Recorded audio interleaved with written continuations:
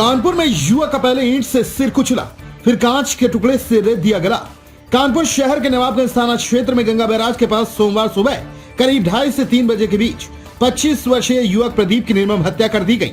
जब सुबह क्षेत्रीय लोगों ने खून से सने शव को देखा तो पुलिस को जानकारी दी। पुलिस की जांच में युवक की शिनाख्त हो गई। इसके कुछ घंटे बाद ही पुलिस ने आरोपियों को भी गिरफ्तार कर लिया।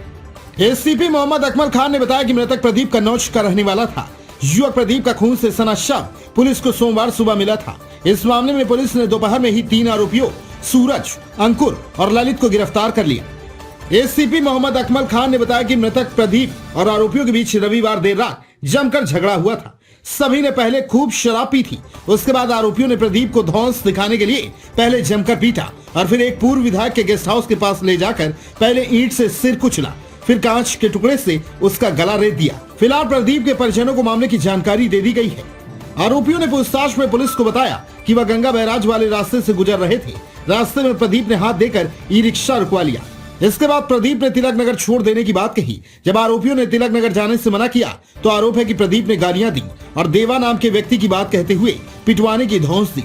आरोपी देवा को पहले से जानते थे और देवा और आरोपियों के बीच कई माह पहले विवाद भी हो चुका था।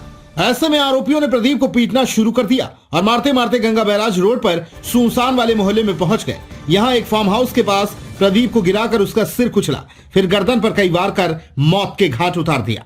हालांकि जब आरोपी भागे तो बगल के फार्म हाउस में मौजूद गार्ड ने एक आरोपी को पहचान लिया और उसकी मदद से पुलिस ने नवाबगंज थाना निवासी सूरज, अंकुर और ललित को गिरफ्तार कर लिया। हत्यारों ने जिस जगह पर प्रदीप को मारा उस रास्ते पर रात 10 बजे के बाद से वाहनों की आवाजाही ना के बराबर रहती है। करीब 7 से 8 किलोमीटर रास्ते पर भयंकर सन्नाटा पसरा रहता है। वहीं सड़क के एक ओर तो गंगा बैराज का पूरा जंगल जैसा क्षेत्र है। प्रदीप को मारकर हत्यारे सन्नाटे और अंधेरे का फायदा उठाते हुए भाग निकले, लेकिन जल्द ही गिरफ्तार कर लिए गए। संवाददाता विकास की रिपोर्ट।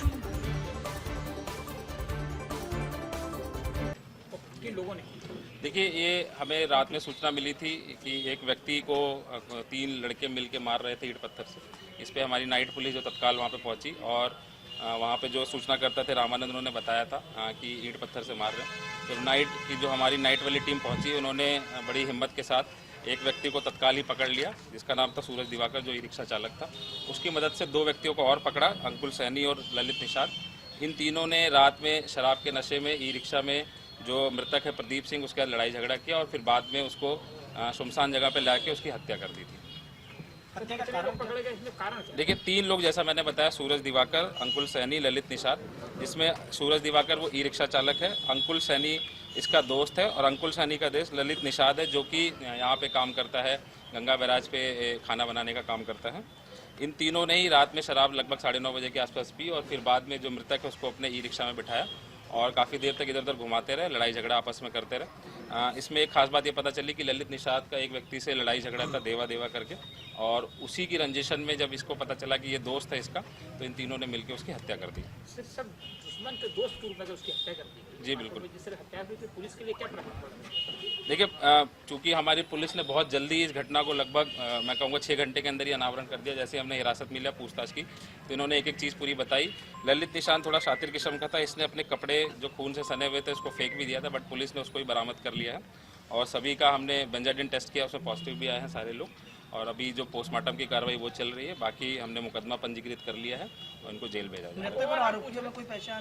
देखिए, नहीं, अभी तक ये चीज़ नहीं पता चल पाई क्योंकि जब हमने डिटेल में पूछताछ करी तो तीनों ने ही मना किया कि व्यक्ति को हम नहीं जानते थे, बट चूंकि एक कॉमन लिंक जो देवा करके निकल के आया है वो ललित का दोस्त था और उसी के कारण इन्होंने प्रदीप की भी हत्या कर दी।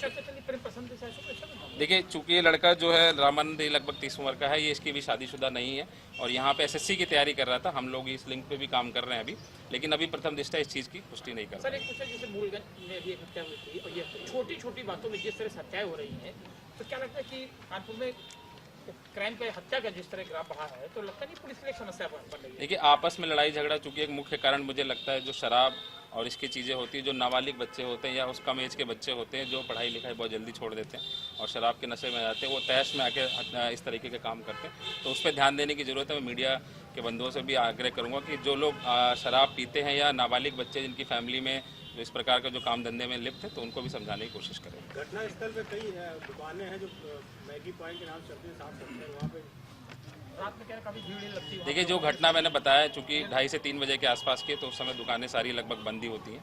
तो दुकानें काफ़ी सारी खुली हुई हैं, वो जिनके आपस में आसपास खेत है वो लोग अपनी दुकानें चलाते हैं, बट उस समय पे दुकानें सारी ये बंद क्या कहाँ रहती है रिक्शा से तीनों बैठे? जैसा मैंने बताया, इस व्यक्ति को पकड़ के बिठा के, क्योंकि ये तीनों कहाँ जा रहे थे? रिक्शा रोका आपने, लिखा है। हाँ, ये 3 लोग आपस में जिन्होंने प्लान किया था कि शराब पियेंगे, शराब पीने के बाद घूमने का प्लान था, तो ये आपस में घूम रहे थे, तभी ये प्रदीप इसको मिला और इसको बताया कि हमें वहाँ छोड़ देना। फिर उसके बाद लड़ाई झगड़ा स्टार्ट हो गया। देश प्रदेश की हर छोटी बड़ी खबर के लिए सब्सक्राइब करें हमारा चैनल RTI News 24 और बेल आइकन दबाना ना भूलें, जिससे हर खबर आप तक पहुंचा सके हम सबसे पहले।